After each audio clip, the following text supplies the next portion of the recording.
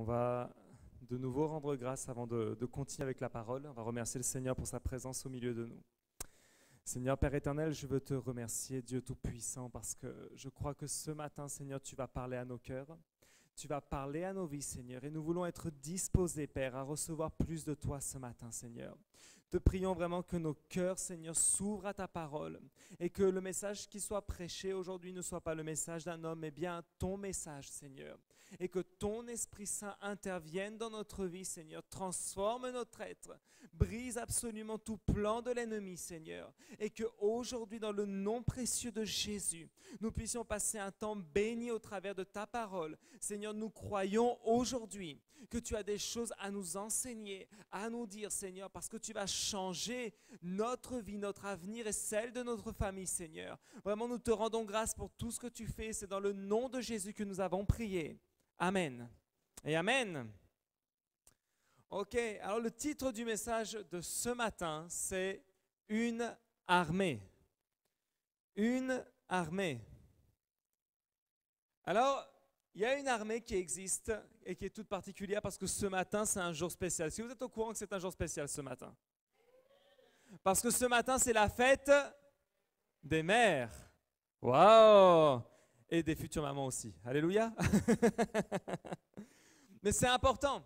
C'est un jour très spécial et vraiment, c'est une joie de pouvoir partager avec ces personnes qui, quand vous voyez votre maman, vous savez qu'elle a beaucoup travaillé pour vous, n'est-ce pas? Elle vous a supporté. Alléluia. Elle a perdu des heures de sommeil pour prendre soin de vous. Elle a changé les couches. Ce n'est pas les parties les plus agréables. Mais en tout cas, c'est toujours une bénédiction de se dire vraiment un jour au moins dans l'année, on peut profiter pour leur rendre un hommage et vraiment les bénir pour cette journée. Alors aussi, il y a une autre armée. On va parler de cette armée qui est aussi très importante parce que chacun d'entre nous, on fait partie d'une armée puissante, n'est-ce pas? Et c'est l'armée de Dieu. Alléluia. Alors on va lire dans 2 Timothée au chapitre 2 et au verset 1.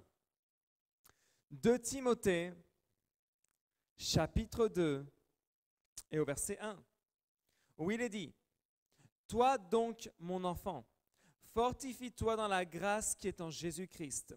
Ce que tu as entendu de moi en présence de nombreux témoins, confie-le à des personnes fidèles qui soient capables de l'enseigner aussi à d'autres. Souffre avec moi comme un bon soldat de Jésus-Christ. Aucun soldat en service ne s'embarrasse des affaires de la vie courante s'il veut plaire à celui qui l'a recruté. » Amen. Alors vous savez, quand on veut faire partie d'une armée, il y a quelques particularités qu'on doit respecter.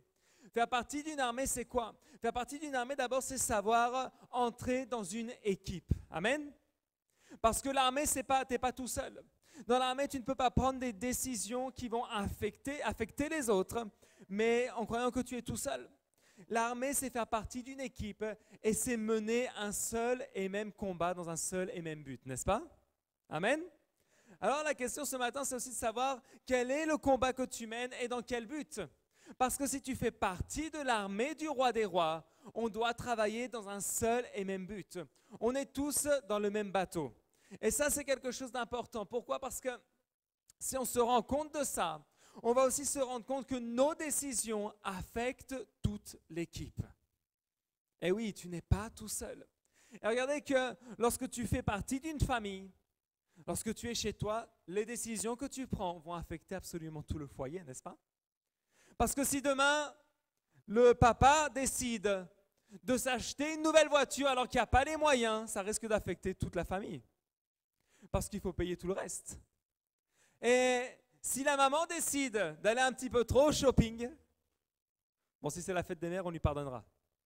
Mais en dehors de ça, si ce n'est pas la fête des mères, si ce n'est pas son anniversaire, si ce n'est pas la Noël, si ce n'est pas les soldes, donc ça veut dire qu'il ne reste plus grand-chose à la fin, mais les décisions qu'elle va prendre vont aussi affecter toute la famille.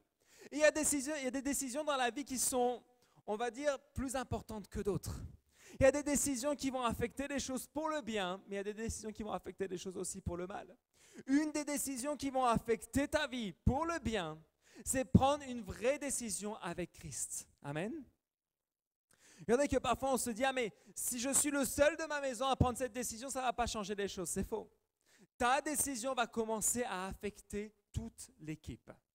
Et c'est là où c'est important parce que tu as de l'influence dans ta famille, tu as de l'influence dans ton foyer. Lorsque tu fais partie de l'armée de Dieu, tu vas pouvoir aussi avoir de l'influence dans le monde entier.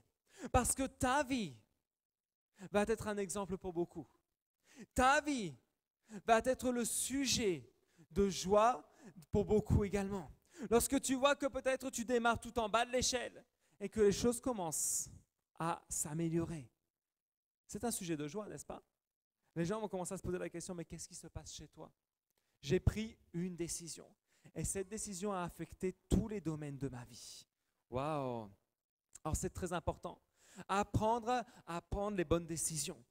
Regardez que faire partie d'une armée, c'est donc aller au combat avec cette équipe. Amen. Et regardez qu'il y a beaucoup de combats dans la vie. Qui passe par des combats? Je pense que tout le monde, n'est-ce pas? On traverse des combats, n'est-ce pas? Et il y a des combats qui nous semblent faciles, mais il y a des combats qui semblent interminables. Il y a des combats où on se dit, mais qu'est-ce qui se passe? Dès que je me suis battu d'un côté, il y en a encore 10 autres de l'autre. Et dès que je finis à un autre côté, les autres que je croyais finis, hop, se sont relevés. Il y a des combats comme ça dans la vie, on se dit, mais ça se termine quand? C'est quand les vacances? Ah, c'est bientôt les vacances, amen. Des fois, on se pose la question, mais Seigneur, c'est quand que je vais pouvoir me reposer? Tu sais quoi? La bonne nouvelle, c'est qu'en réalité, tu peux te reposer tout le temps. Amen. Alors tu es en train de te dire, mais attends, je ne comprends pas là. Eh oui, parce que si tu laisses tous tes combats, toutes tes difficultés entre les mains de Dieu, tu auras du repos véritablement. Qui a envie de bonnes vacances? Alléluia. Oh là là, rêve de bonnes plages. Tu rêves peut-être que ton téléphone à ce jour-là ne capte aucun réseau, comme ça tu n'as pas de message bizarre. Alléluia. Des fois ça fait du bien, hein, n'est-ce pas? D'être un peu déconnecté. Mais tu sais pourquoi? Parce que si tu apprends à t'être déconnecté des choses de ce monde, tu vas aussi apprendre à te reconnecter avec Dieu. Tu sais, une bonne nouvelle que je vais t'annoncer ce matin, c'est que les vacances sont importantes. Amen. Il faut prendre des vacances. Pas des vacances spirituelles. Il faut prendre des vacances, mais pour se reconnecter dans la présence de Dieu. C'est extrêmement important. Parce que tu sais quoi? Une armée est efficace seulement lorsqu'elle apprend à s'entraîner. Elle s'entraîne, l'armée. Elle n'est pas toujours sur le champ de bataille. Hein. Le champ de bataille, c'est le moment où elle utilise toutes ses forces pour gagner. Mais le moment de l'entraînement est tellement important, tellement nécessaire, parce que sans bon entraînement, sans non plus bon temps de repos, ça va être très difficile d'aller sur le champ de bataille et de remporter quoi que ce soit. Parfois, lorsqu'on est très fatigué, on est sur les nerfs, n'est-ce pas? Lorsqu'il y a beaucoup de fatigue, on est un peu à fleur de peau. Pas le jour de la fête des mères. Ça, c'est pas possible. Si les enfants sont pénibles le jour de la fête des mères, alors les mamans, comme cadeaux, ont le droit de faire tout ce qu'elles n'ont jamais fait avant. Non, je plaisante. Mais voilà, il y a des temps de repos qui sont nécessaires. Si tu veux remporter les combats aussi, il faut te recharger au bon endroit. L'armée, c'est quelque chose d'organisé, ce n'est pas du n'importe quoi. L'armée, c'est quelque chose où les règles sont très claires. L'armée, c'est quelque chose où véritablement tu auras un cadre qui est nécessaire pour accomplir la tâche qu'on te donne. Alors ce matin, on va voir le premier point. Et le premier point, c'est ne te laisse pas tromper. Ne te laisse pas tromper. Et regardez qu'on va lire dans 1 Samuel au chapitre 13 et au verset 8. 1 Samuel chapitre 13 et au verset 8 où il est dit « Saül attendit 7 jours, conformément au délai fixé par Samuel. Mais celui-ci n'arrivait pas à Gilgal où le peuple se dispersait loin de Saül. Saül dit alors, « Amenez-moi les victimes destinées à l'holocauste et au sacrifice de communion. » Et il offrit l'holocauste. Il finissait d'offrir l'holocauste lorsque Samuel arriva. Saül sortit à sa rencontre pour le saluer. Samuel dit, « Qu'as-tu fait » Saül répondit, « Lorsque j'ai vu que le peuple se dispersait loin de moi, que tu n'arrivais pas dans le délai fixé que les Philistins étaient rassemblés à Michmash, je me suis dit, les Philistins vont descendre m'attaquer à Gilgal et je n'ai pas imploré l'Éternel. C'est alors que je me suis fait violence et que j'ai offert l'holocauste. » Vous savez que cette parole enseigne énormément de choses. Saül traversait un combat. Et regardez que ce qui est important à savoir à ce moment-là, c'est que Saül, sa décision allait affecter tout un peuple. Sa décision allait affecter des milliers de personnes. Et Samuel, qui était en réalité l'autorité de Saül, pourquoi? Parce que c'était l'autorité spirituelle du peuple. C'était celui qui avait compris que le combat ne se menait pas face aux gens, mais dans le monde spirituel. Alors Samuel était là. Et lorsque Samuel donne à Saül, lui dit, écoute, tu vas m'attendre ici et dans 7 jours, je reviens parce que c'était mon rôle d'offrir en sacrifice l'Holocauste. Ce n'était pas le rôle de Saül. Saül avait un rôle bien précis, c'était très simple. Saül, tais-toi et obéis. C'était ça son rôle. Mais Samuel lui a donné des instructions bien précises. Et qu'est-ce qui s'est passé? Saül a traversé un combat. Et vous savez quel était le combat de Saül? Il s'est déroulé là, dans ses pensées. Pourquoi? Parce que lorsque Saül a commencé à voir, le peuple commence à avoir peur. Le peuple me fait des réclamations. Le peuple, il commence à se poser des questions. Et le peuple commence à déserter le champ de bataille. Et là, Saül commence à paniquer, se dit, ok, 7 jours. Et sûrement qu'il a dû se lever très tôt parce que lorsque tu es en pleine guerre, là, tu rigoles pas. Tu te lèves tôt, n'est-ce pas? Lorsque tu passes par de grosses galères, en général, tu prends les décisions que tu n'as jamais prises auparavant. Et là, Saül devait se lever tôt, il devait se dire, mais qu'est-ce que fait Samuel? Le temps avance, les Philistins s'approchent et mes soldats sont en train de se casser. Là, Saül a commencé à réfléchir. Et quelle grosse erreur. Comment Saül a réfléchi? Aïe, aïe, aïe, aïe, aïe, aïe. Saül a commencé à se dire, ouf, là on est mal. Samuel n'arrive pas, il est en retard. Qu'est-ce que je dois faire? Je suis le roi, c'est mon rôle de prendre les décisions. Et Saül s'est dit, puisque c'est comme ça, je vais désobéir aux ordres et parce que j'ai une bonne excuse, je vais faire le sacrifice moi-même. Regarde ce matin, pose-toi la question. Parce que tu sais, le champ de bataille le plus terrible de l'être humain, c'est ses pensées. C'est ce qui se passe ici. Et tu sais quoi? Quand l'être humain te dit « j'ai besoin de réfléchir », commence à prier. C'est pas bon. Quand quelqu'un te dit « j'ai besoin de réfléchir », c'est pas très bon. Parce que, qu'est-ce qui se passe? C'est que si tes pensées, c'est un champ de bataille, ça veut dire qu'il y a un ennemi. Et si l'ennemi arrive dans ce champ de bataille-là, il va commencer à faire quoi? À te souffler des choses qui ne sont pas correctes. Souvenez-vous une chose, c'est que la Bible nous dit que le diable est le père du mensonge. Qui a déjà menti ici? Qui, alors je vais vous demander de ne pas mentir pour le coup. Soyez honnête un instant. Qui sait bien mentir? Il y en a qui sont mauvais. Hein. Il y en a, honnêtement, tu commences à leur parler et tu vois leur visage, tu sais qu'ils sont en train de te mentir.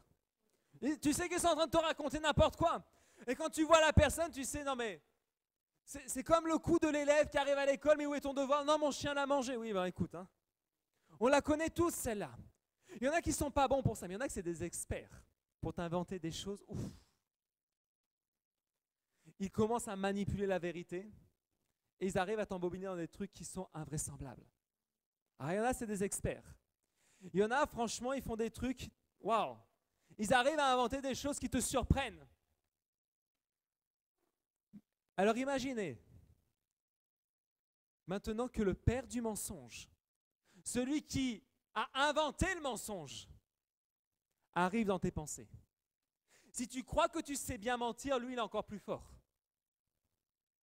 Et lui, il utilise même des choses qui ressemblent à la vérité, qui ne sont pas exactes, mais c'est juste pour te manipuler. Qu'est-ce qu'il a dû dire à Saül? Mais Saül, après tout, qui Dieu a choisi? Ce n'est pas toi le roi? Qu'est-ce que ça peut faire qu'après tout, ça soit toi qui fasses un sacrifice? Ou Samuel? L'importance, c'est quoi? Que le sacrifice soit fait. Regardez le mensonge. L'importance, c'est que finalement, tu as imploré l'Éternel. Sauf que ce n'est pas ça qui est important. Souvenez-vous ce que la Bible nous dit.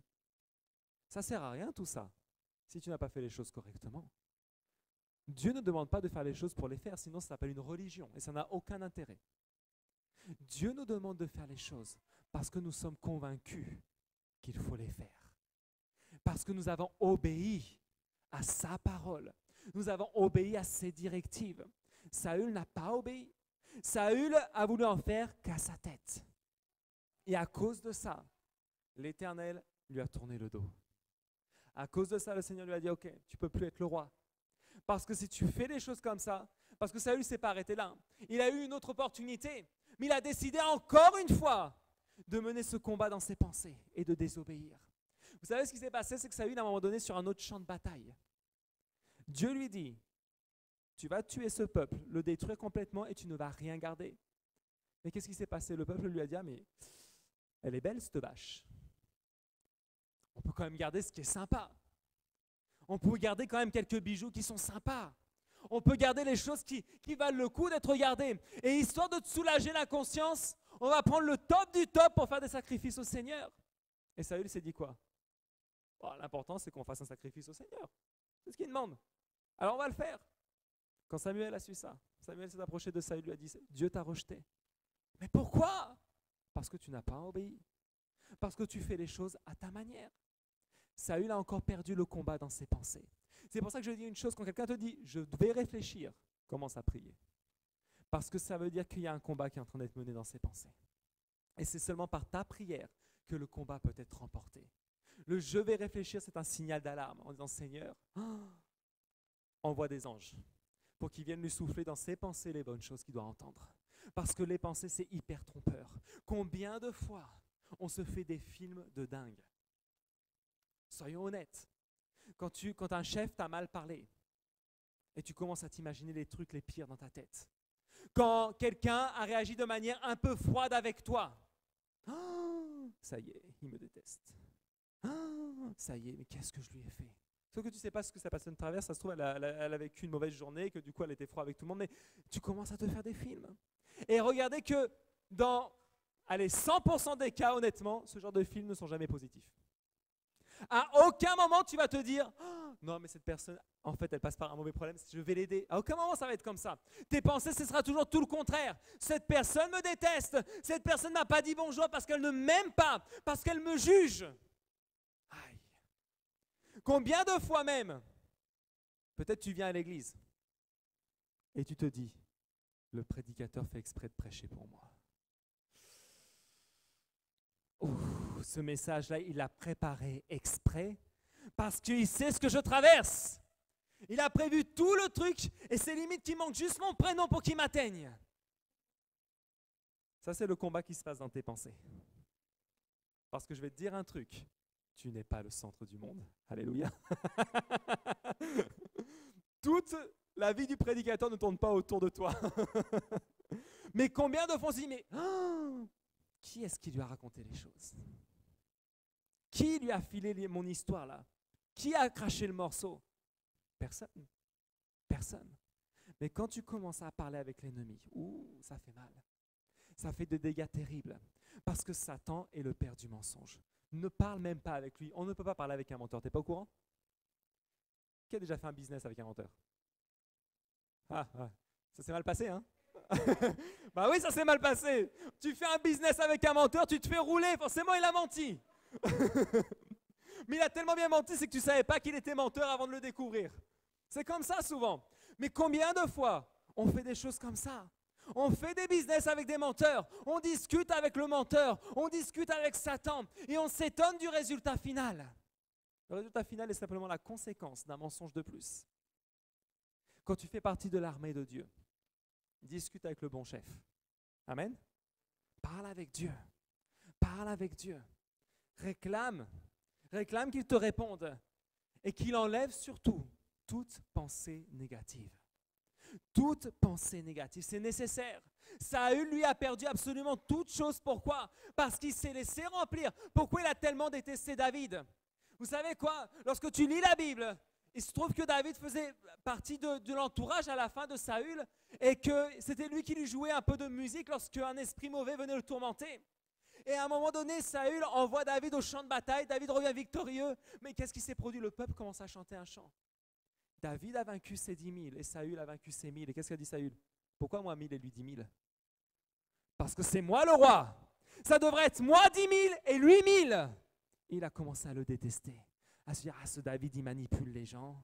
Ce David, là, il commence à retourner le peuple contre moi. Et la Bible nous dit clairement, qu'est-ce qu'il a dit? Il lui manque plus que le pouvoir royal. Et puis c'est bon. Bon, sauf qu'il ne savait pas que David, entre-temps, était loin roi, effectivement. Donc bon, là, pour le coup, oui. Mais qu'est-ce qui s'est passé? Il a commencé, encore une fois, à se laisser avoir par l'ennemi. Le seul moyen que tu puisses vaincre sur ce champ de bataille, c'est de te remplir de la présence de Dieu au quotidien. Amen. Deuxième point, pour faire partie d'une armée, c'est d'avoir une vie disciplinée. Alléluia. Une vie disciplinée. Pourquoi c'est important d'avoir une vie disciplinée? Parce que si tu n'es pas discipliné, ta vie est complètement en désordre, n'est-ce pas? Et là, en ce beau jour de fête des mères, les mamans, en général, elles sont bien disciplinées. Amen. Alléluia. Merci Seigneur pour les mamans qui sont disciplinées. Et merci Seigneur pour les mamans qui nous ont disciplinés.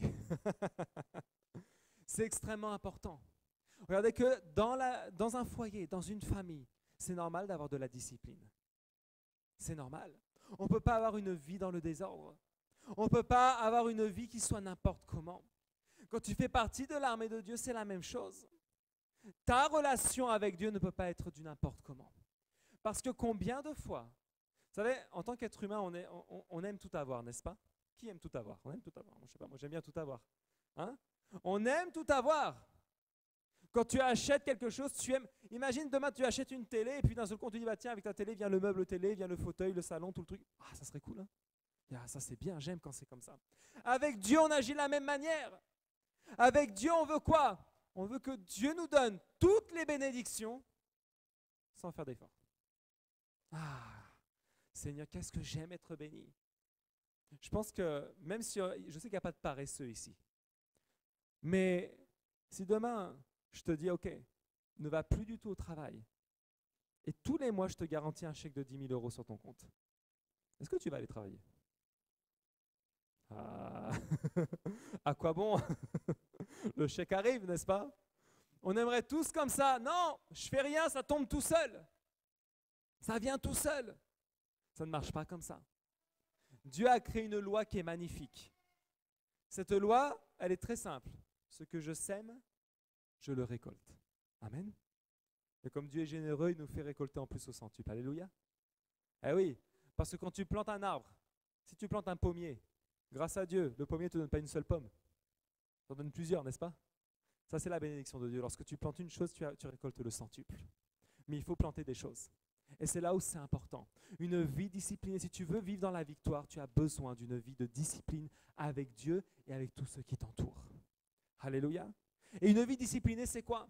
C'est simplement être organisé. Tu sais quoi? Il faut avoir une vie disciplinée, même dans les horaires pour dormir. Il faut du repos aussi. Pas trop peu, mais être discipliné. Dans le repas, il faut être discipliné, n'est-ce pas? Pourquoi? Parce que si tu manges un petit peu trop, voire beaucoup trop, il y aura des conséquences sur ton corps. Eh oui, le corps finit toujours par nous demander une facture au bout d'un moment. C'est important d'être discipliné. Être discipliné dans la prière aussi, c'est important. Eh oui, prendre du temps dans la prière, prendre du temps pour chercher Dieu, être discipliné aussi dans tout ce que tu fais, même au travail, dans tous les domaines de ta vie, et enseigner à la génération qui suit à avoir une bonne discipline aussi. Amen. Et les mamans sont très douées pour ça. Alléluia. Regardez que les mamans ont un rôle extraordinaire. Vous savez pourquoi? Parce que bon, déjà, certes, elles portent les enfants, elles s'en occupent, mais elles ont une tâche incroyable parce que, regardez ça, si nous les hommes, on devrait porter un enfant, bon, il y en a peut-être certains qui veulent simuler peut-être l'effet, non, je plaisante. Mais si on devait porter un enfant déjà, si on devait accoucher de l'enfant et s'occuper de tout ce que les femmes s'occupent, honnêtement, je pense que beaucoup d'entre nous seraient dépassés. Alléluia. Voilà pourquoi, vous savez, quand Dieu a créé l'homme, La Bible dit clairement que quand il a vu l'homme seul, il a dit « Ah, c'est pas bon ». Mais je pense qu'il a dû penser beaucoup plus loin, le Seigneur. Il a dit « Non, si je laisse faire le ménage, la vaisselle, le repassage, s'occuper du... Non, il va galérer tout seul. Je vais lui donner de quelqu'un un petit peu plus performant sur certains points. » Et là, il a créé ce qu'il y a de plus parfait. Alléluia. C'est la femme. Et il l'a créée avec des capacités extraordinaires. Vous savez quoi? Moi, j'aime beaucoup aider Pasteur Carolina à la maison. Je fais la vaisselle, je fais à manger. Mais même quand je fais la vaisselle, ce n'est pas comme elle le fait. La vaisselle, elle est faite. Et elle est rangée à ma manière. Et c'est vrai que si je devais prendre une photo de lorsque moi je fais la vaisselle et lorsque c'est elle qui fait la vaisselle, vous allez reconnaître la photo de toute façon, il y a une grosse différence. Mais c'est pareil pour tout. Quand c'est moi qui fais le ménage et quand c'est elle qui fait le ménage, quand c'est moi qui habille Isabella ou quand c'est elle qui habille Isabella. Quand c'est moi qui l'habille, c'est freestyle. Mais quand c'est elle qui l'habille, c'est pas pareil. C'est complètement différent. Mais on voit à quel point Dieu a donné une identité spécifique à la maman. Regardez qu'avec Isabella, moi je m'éclate. Mais il y a plein de choses que je ne peux pas lui donner. Et surtout le nécessaire. À manger. Je ne peux pas. Mais quand Isabella a besoin d'aller se coucher et qu'il faut l'endormir, là je vais voir la maman, je lui dis maintenant tu t'en occupes. Hein, parce que tu as quelque chose que moi je ne peux pas lui donner. Eh oui, elle veut téter et ça je ne pourrais pas lui donner. C'est comme ça. La maman est nécessaire. C'est pas que le papa soit pas nécessaire, le papa est extrêmement nécessaire. Mais disons que la maman a reçu une marque très spécifique. Alléluia. Je vais vous dire une chose. Dans plein de domaines de la vie, la femme est un radar. Ouf. Elle observe toutes les brèches pour son foyer. Elle fait partie d'une armée extraordinaire. Elles sont surentraînées. Tu crois que toi, tu es bien entraîné, mais je peux t'assurer que la femme, elle est surentraînée. Elle observe tout. Et quand une femme, elle ne sent pas une personne, il faut écouter. Il faut écouter. Lorsque ta femme te dit, telle personne, je ne la sens pas. Écoute, ne te pose pas de questions. Non, mais vraiment, ne te pose pas de questions. Quand la femme te dit, ce n'est pas le moment de faire cette dépense, ne la fais pas. Ça peut te surprendre, mais tu sais quoi? Pourtant, j'ai travaillé à la banque. Là, en ce moment, je fais des études de comptabilité. Je peux vous assurer que quand ma femme me dit ne fais pas la dépense, je ne la fais pas. Je peux dire, mais tous les chiffres sont là, je ne la fais pas. Parce que je sais qu'il y a un radar à la maison. Ah oui, c'est un détecteur de brèches spirituelles. Alléluia. La femme, c'est ça. Elle a une sensibilité que nous, l'homme, parfois on est un peu plus direct, on s'en fiche, on fonce.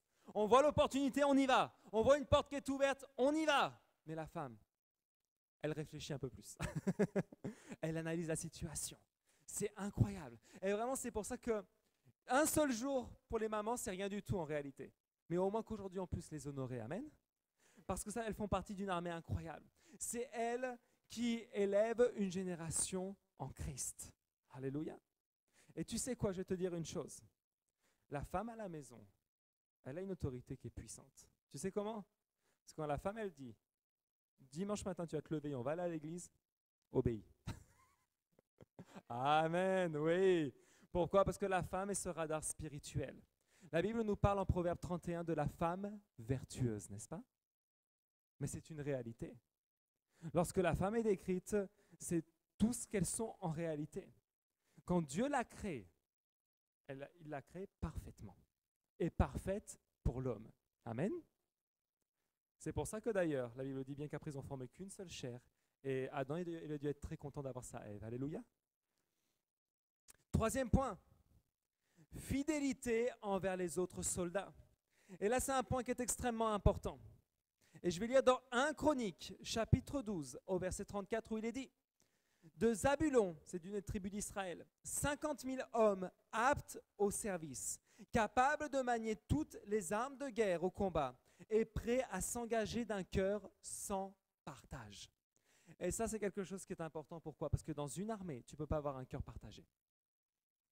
Tu ne peux pas au milieu du champ de bataille dire « Ah bah tiens, vu que là on est en train de se ramasser un petit peu, on va aller dans l'autre camp, c'est mieux, ils gagnent. » C'est pas possible. C'est comme si une équipe de foot, lorsqu'elle est en train de se prendre une raclée, dit ben, je change d'équipe parce que celle-ci est toute pourrie. C'est pas possible de faire ça. Pour ceux qui aiment le foot et pour ceux qui ont regardé le match d'hier soir, le Real Madrid a encore gagné la coupe. Et je me disais, waouh, ils gagnent sans arrêt ces gens-là. Mais tu imagines en plein milieu du match, lorsque le premier but est marqué, le deuxième est marqué, un des autres joueurs de l'autre équipe dit bah, moi je vais passer de l'autre côté. Cette équipe ne m'intéresse pas, on ne fait que perdre ici de toute façon. Et tu passes de l'autre côté comme ça. C'est pas possible, tu ne peux pas avoir un cœur partagé. Tu ne peux pas avoir un cœur partagé. Et les enfants vers les parents, c'est la même chose. Dans la famille, tu ne peux pas dire ah ben, puisque c'est comme ça ici, je change de famille. Ça ne marche pas comme ça. Aïe, ça ne marche pas comme ça. Mais regardez, on ne peut pas changer de cette manière dans aucun domaine de notre vie. Ce n'est pas possible. Parce que ça fait de nous des gens comment? Instables et finalement infidèles. Tu sais, la fidélité, c'est quelque chose, c'est un mot qui est très fort. Être fidèle, c'est aussi être une personne sur laquelle on puisse compter. Amen. Et la fidélité, je peux vous dire une chose, c'est quelque chose qui doit se travailler au quotidien. Au quotidien. Lorsque tu parles à un militaire, si tu as déjà eu l'opportunité de parler à un militaire, pourtant parfois son chef peut lui parler mal, peut le mettre en discipline, mais à aucun moment le soldat, si c'est un bon soldat, va se retourner contre son chef. Il va obéir à tous les ordres qui sont donnés jusqu'au bout, même si le chef a tort, même si le chef est horrible, même si le chef l'a insulté, il va obéir. Parce qu'il faut qu'il ait un cœur sans partage. Est-ce que ce matin, tu as un cœur sans partage avec Dieu? C'est important. Parce que tu sais quoi? Si tu as un cœur partagé avec Dieu, tu ne pourras pas être au bénéfice de toute la bénédiction qu'il veut te donner. Ce n'est pas possible. Tu imagines comment, si tu fais partie d'une famille, tu peux avoir un cœur partagé avec une autre famille? Non, je veux bien un petit peu des deux. Ce n'est pas possible. Soit tu es dans une maison, soit tu es dans une autre maison. Mais tu ne peux pas avoir le droit au bénéfice des deux maisons. Ce n'est pas possible. Jésus disait quoi? On ne peut pas servir deux maîtres. On ne peut pas servir deux maîtres. Et il a pris un exemple. Tu ne peux pas servir Dieu et servir l'argent. Vous savez pourquoi? Parce que l'argent, c'est un très mauvais maître. L'argent, c'est le pire des maîtres, mais c'est un excellent serviteur. Ça veut dire quoi? Ça veut dire que si les finances sont au service de Dieu et à ton service, il n'y a aucun souci. Quand Jésus a dit, tu ne peux pas servir deux maîtres, tu ne peux pas servir l'argent et Dieu. Lorsque Jésus a dit ça, ce n'est pas qu'il a dit, tu dois être pauvre. Certains interprètent ça comme ça en disant, ah ben, puisque je n'ai pas le droit d'avoir d'argent, il faut que je sois pauvre. Donc, chrétien égale pauvre. C'est faux. Ça ne veut pas dire ça.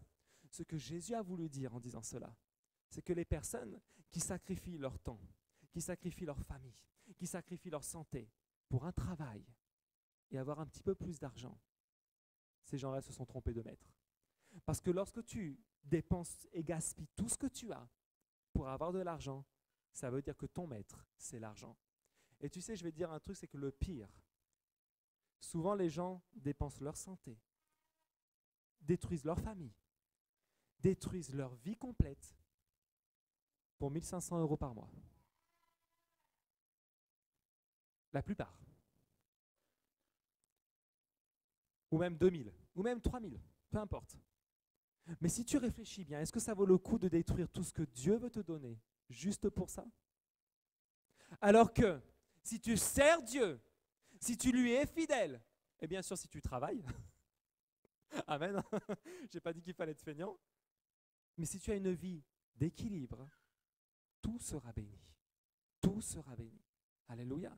Et ça, c'est quelque chose d'important parce que Dieu veut que tu sois équilibré dans tous les domaines de ta vie. La fidélité te donne la victoire dans plein de choses. La fidélité, c'est savoir tenir bon lorsque ton équipe est dans la galère. Amen. Tu sais, quand je parlais de bateau, parfois le bateau, il a tendance à couler. Mais quand le bateau coule, on a besoin de tout le monde pour le relever. Alléluia.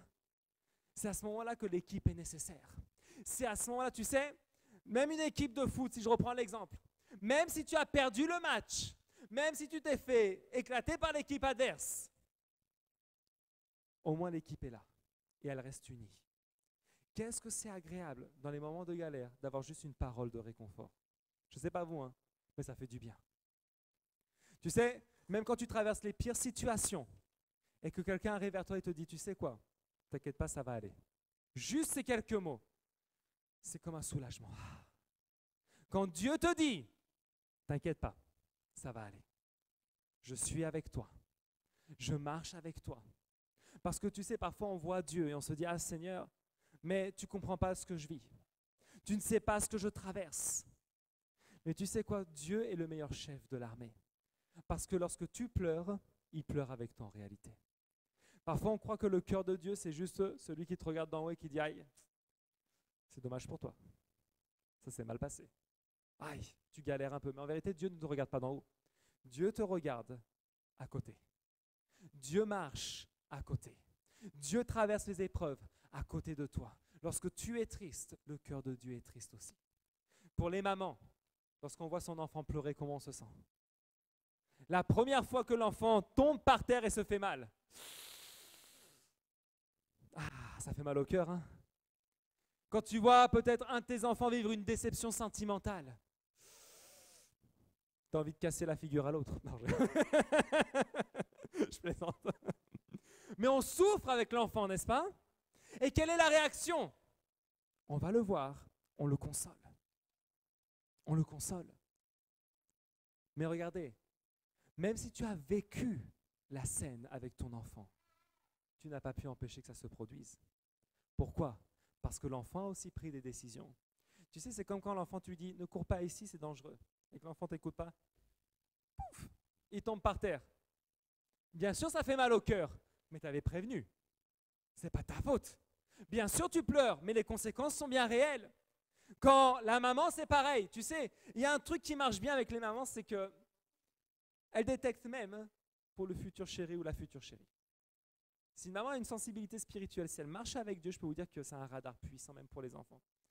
Et quand la maman dit, bon, ce petit jeune-là, il y a encore du travail à faire, écoute la maman. C'est un radar. C'est un radar. Et c'est parce qu'elle veut le meilleur pour toi. Ah, alléluia, hein? C'est très important. Dieu fait la même chose. Lorsque Dieu te dit ne prends pas cette décision, ne fais pas ça, c'est parce qu'il veut le meilleur pour toi aussi. Mais il faut apprendre à ouvrir son cœur au Seigneur et comprendre que Dieu marche à nos côtés constamment. Amen. La fidélité envers les autres soldats, ça c'est quelque chose d'important, que dans une église, peu importe le mot de travers qui a été prononcé, tant pis. Tu sais quoi, vaut mieux perdre une conversation, perdre, je ne sais pas, peu importe ce qu'il y avait en enjeu entre deux personnes, vaut mieux se dire tant pis, je fais comme si j'étais celui qui avait tort, plutôt que de vouloir avoir toujours raison et de faire les pires dégâts. Parfois, tu sais, même si ça te fait mal, parce qu'il y a des gens qui disent « Ah, mais je ne vais pas m'écraser encore une fois, alors que je sais que j'ai raison. » Tu sais quoi? À Dieu soit la gloire. Amen. À quoi bon? Écrase-toi une fois de plus, mais au moins, tu auras gagné quelque chose de bien plus grand. Tu auras gagné devant Dieu et tu auras sûrement gagné une relation restaurée, une amitié, une personne qui t'est chère. Amen. Alléluia. Elles sont où les mamans ce matin? Waouh! C'est tout? Elles sont où les mamans ce matin? Alléluia, c'est bien. Tu sais que même si aujourd'hui, tu te dis mais je ne suis pas encore maman et je veux l'être. Alléluia. Il y en a qui pourraient être surpris. Mais tu sais quoi, c'est aussi la foi. Dieu a fait de toi une mère de multitudes. Alléluia. Tu auras beaucoup d'enfants spirituels, mais tu auras aussi tes enfants physiques. Est-ce que tu crois que Dieu va t'oublier? Dieu ne t'oublie pas. Dieu ne t'oublie pas. Je ne sais pas quel est ton combat, mais tu peux te dire une chose. Dieu mène ce combat à tes côtés. La victoire est assurée. Et tu sais vraiment, tu peux être fier. Chaque maman et chaque future maman peut être fière. Parce que je peux te dire une chose. Peut-être tu n'as pas encore tes enfants physiques, mais Dieu t'a donné un cœur de maman déjà. Amen. Dieu t'a donné le meilleur des cœurs. Un cœur de maman. Et j'aimerais que ce matin, on va prier d'abord tous ensemble, mais après on va prier pour toutes les mamans. Vous êtes d'accord? Levez-vous, on se lève tous, on va prier, on va remercier le Seigneur. Et ensuite, on va prier pour les mamans. Alléluia. Seigneur Père éternel, vraiment, je veux te remercier encore ce matin pour ce temps que nous passons en ta présence, Seigneur. Je veux te rendre grâce, Dieu, parce que je sais que tu agis au milieu de nous, Seigneur, et que ta présence ce matin est là. Père, je te prie vraiment qu'aujourd'hui, tu nous permettes de faire partie de ton armée, Seigneur, parce que nous avons conscience d'une chose, Père, c'est que tu mènes les combats à nos côtés. C'est parce que tu mènes véritablement, Seigneur, tous nos combats à nos côtés, éternels. Vraiment, je te rends grâce, Père, parce que tu n'as oublié aucune personne, Seigneur. Tu n'as oublié, Seigneur, aucune personne dans ton entourage, Seigneur. Je sais que ce matin, tu as prévu quelque chose de spécial pour chaque personne présente dans ce lieu aujourd'hui, Seigneur. Et nous te prions, Père, que le sang de Jésus commence à couler aujourd'hui. Commence là où tu es à prier, en appliquant le sang de Jésus sur ta vie. Et en réclamant aujourd'hui, premièrement, que tes pensées soient lavées, que tes pensées soient purifiées ce matin. Tu sais, je ne sais pas quel est le combat que tu mènes. Peut-être ce matin, tu as vécu un combat dans tes pensées. Et tu t'es dit, mais Seigneur, je vis telle circonstance, je ne sais pas quelle décision il faut prendre. Aujourd'hui, parle à Dieu, parle au Seigneur et demande-lui, donne-moi la victoire. Donne-moi la victoire dans mes pensées, Seigneur. Permets que ce champ de bataille soit un champ de bataille guéri, soit un champ de bataille purifié, Seigneur, et que mes pensées soient renouvelées, Éternel. Oh Dieu Tout-Puissant, que le sang de Jésus commence à couler sur tout notre être ce matin. Et là où tu es, commence à prier pour ta propre vie. Tu sais, je ne sais pas quel est le combat que tu traverses ce matin, mais je sais que tu traverses un combat. Je sais que tu traverses une difficulté ce matin. Et tu sais quoi? Le Seigneur, ton Dieu, te dit, je veux la traverser avec toi. Je veux traverser cette difficulté avec toi ce matin. Prends cet instant ce matin, juste un instant, pour remettre ton combat entre les mains de Dieu. Réclame-lui cette victoire. Réclame-lui cette victoire ce matin. Qu'aujourd'hui se produise quelque chose de surnaturel dans ta vie. Peut-être la lutte est simplement au niveau financier. Peut-être que la lutte, elle est au niveau de ta santé. Peut-être que la lutte, elle est au niveau de ta foi. Et que tu t'es demandé pendant longtemps si vraiment tu étais disposé à croire ou pas, je ne sais pas. Peut-être que ta lutte, elle est au niveau de tes émotions ou de tes sentiments. Sûrement que tu traverses un combat ce matin. Peut-être la lutte, elle est familiale. Et tu te dis depuis un temps, mais quand est-ce que ça va finir? Quand est-ce que ce combat va finir? Aujourd'hui, visualise l'espace d'un instant la croix. Où Jésus a dit une chose extrêmement importante sur cette croix. Jésus a dit, tout est accompli. Jésus a porté chacun de tes problèmes. Chacune de tes difficultés ce matin, si tu te sentais étouffé par les problèmes de ton entourage, par les problèmes dans ta santé, peu importe ton problème en réalité, aujourd'hui dis Seigneur, je te laisse mon fardeau. Seigneur, je te laisse ce poids qu'il y avait sur ma vie. Seigneur, je te laisse la douleur que j'ai ressentie. Seigneur, je te laisse mes blessures. Seigneur, j'ai besoin aujourd'hui d'avoir une rencontre personnelle avec toi. Seigneur, aujourd'hui, je réclame que ta présence vienne transformer ma vie. Oh Seigneur, s'il te plaît, interviens ce matin. Interviens. Réclame à Dieu et dis-lui, je ne veux pas sortir de ce lieu avec cette difficulté. Je ne veux pas sortir de ce lieu avec le poids de ce combat ce matin. Mais je veux être libre. Je veux être libre au nom de Jésus-Christ.